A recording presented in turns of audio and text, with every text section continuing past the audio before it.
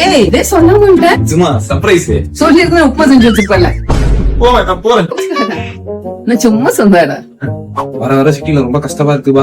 Responsibilities எல்லாம் ஜாஸ்தி ஆயிடுச்சு. பில்லாம் கூட நானே தான் பே பண்றேன். இஎம்ஐ எல்லாம் கரெக்டா கட்டுறல? அட ஏமா நீ வேற ஃபர்ஸ்ட்ல ரொம்ப கன்ஃபியூஷனா இருக்கும். எத்தனை இஎம்ஐ கட்டியிருக்கேன், எத்தனை கட்டணும் எதுவுமே தெரியாது. ஏதோ இப்ப இந்த பஜாஜ் ஃபின்சர்வ் ஆப் இருக்கறனால நான் வந்துட்டு எல்லா இஎம்ஐ கரெக்டா கட்டிட்டு இருக்கேன். இதுல ஆப் ஓபன் பண்ணி ஹோம் பேஜ் போயிட்டு யுவர் ரிலேஷன் செக்ஷன்ஸ் ஒன்னு இருக்கும். அதுக்குள்ள போயிட்டு வியூ ஆல் கொடுத்துட்டீங்கன்னா அதுல உங்க லோனை செலக்ட் பண்ணிட்டீங்கன்னா உங்களுக்கு அந்த லோன்ல எவ்வளவு இஎம்ஐ இருக்கு, எவ்வளவு கட்டிருக்கீங்க, நீ எவ்வளவு கட்டணும், டோட்டல் அமௌண்ட் என்ன எல்லாமே எக்ஸாக்டா நம்மளுக்கு தெரிஞ்சிடும். வர வர என்ன மாதிரி அறிவாளி ஆயிட்டு இருக்கு.